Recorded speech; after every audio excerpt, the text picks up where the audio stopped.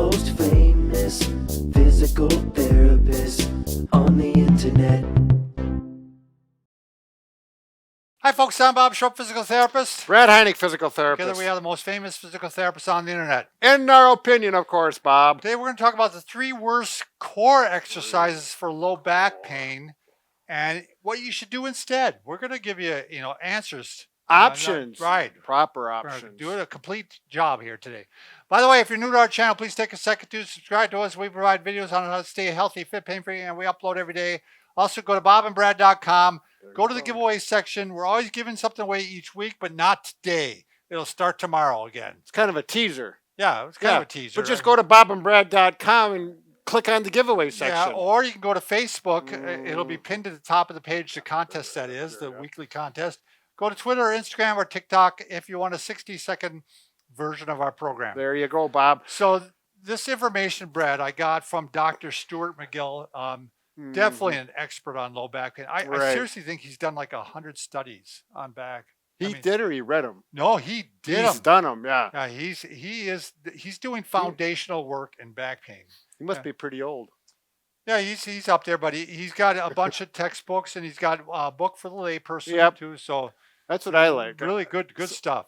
So any exercises that increase flexion of the spine, bending forward like this, along with compression of the spine, is bad. You're putting force from 2 different planes, if you will, and that it compounds. Well, you remember the work from Knockinson. Sure. He was measuring the disc pressure, and they still do that now too. But when you flex, it puts a lot of stress on the disc. Right. And so obviously anything that increases compression of the spine, so you can lift too heavy of weights too. Wow, sure.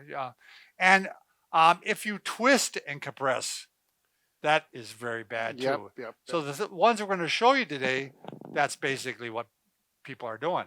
You don't even really aware of it. So we better get on with the people. All right, waiting. we're going to show you the 4 that are bad. So I'll start off with just regular sit-ups. Now you could have your legs straight or bent. They're both bad. So I don't even know how to do these anymore. I haven't done these in such a long time. Yeah, remember the old traditional? Yeah, where you go like this and you pull on your neck. Yeah, but you're curling all the way up. And I used to do these with a weight. Oh, I thought it meant a paper plate. I'd hook my feet up on a bench. So I used to do probably the worst thing you could do for your back. Sure, yeah. So that's a no-no. You're not going to do full sit-ups. I think most people know that now. Yeah, that's pretty well known. Pretty well known. Double leg extensions. Now, what they mean by that is some people do double leg raises like this. And the problem is the back arches and compresses really heavily. Right, and that takes a little understanding of body mechanics and where the hip flexors connect and whatnot, but you're just going to have to trust us. Yeah, you can do single leg. Absolutely, all day long. You can do these, and you can even do some weight on your ankle. Sure. And do it that way. Because you're able to stabilize the spine then, and it's not as much pressure. You can feel it. When you do these, Brad, I can feel it that my spine's working. Well, I believe you, Bob. So, all right. Next one. I'm going to show this, the Russian twist.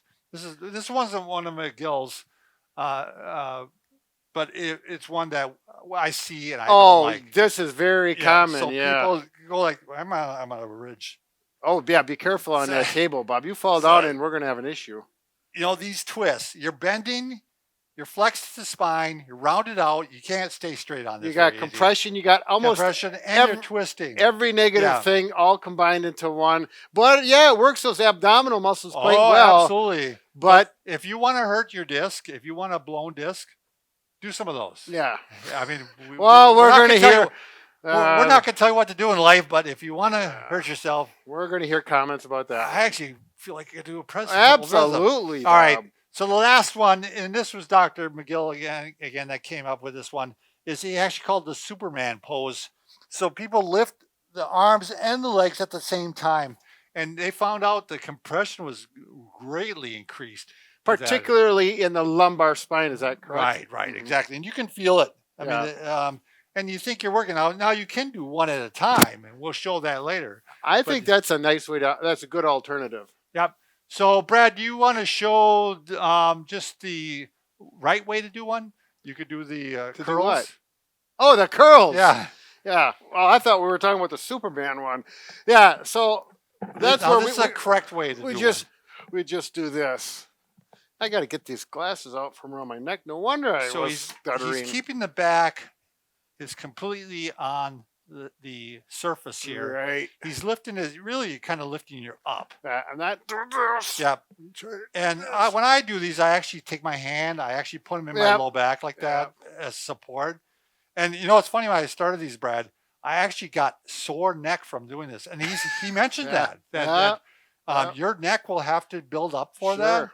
So I want to tell them how I do it, Bob. sure. Yeah, you do them on the ball too. Don't Yeah, you? I put my feet up on an exercise ball, but you could do it on the couch or anything. It's amazing when you get your feet up there. It helps take stress off the low back, which I'm concerned about. But either way, whatever, there's lots of options to do it. You do them on the ball too, don't you? Don't you do some? I used to, but I don't anymore because I do my banding with works a little bit better. But yeah, it's a good option. Gotcha. But yeah, we're gonna skip all that. right. Just skip that. That's one way to do it, and that gets kind of, we wanted to do the front, each side, and the back. So now I want to show them how to get a side, Brad. Right. These are an exercise that these side planks I will not do because it bothers my back because I have spondylolisthesis.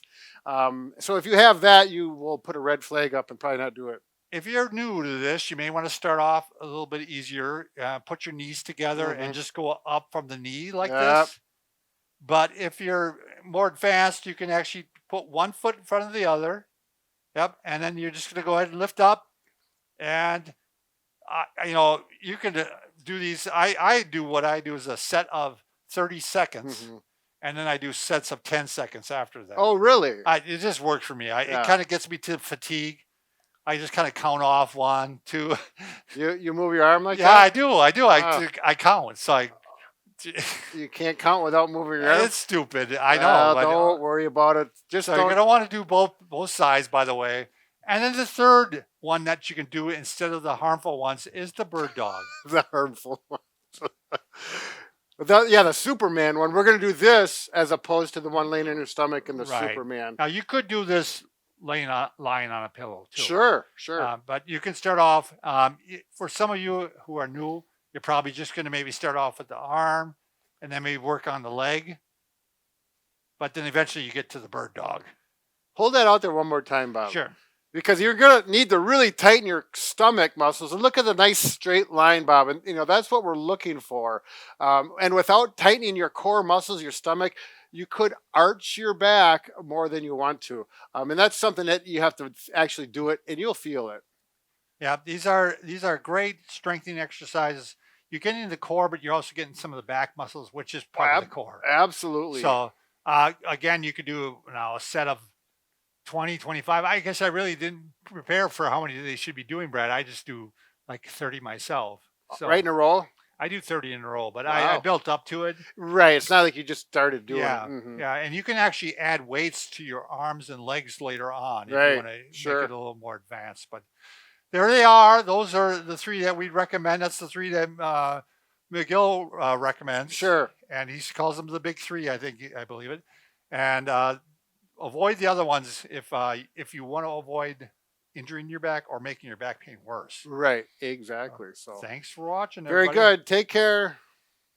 Get back into shape.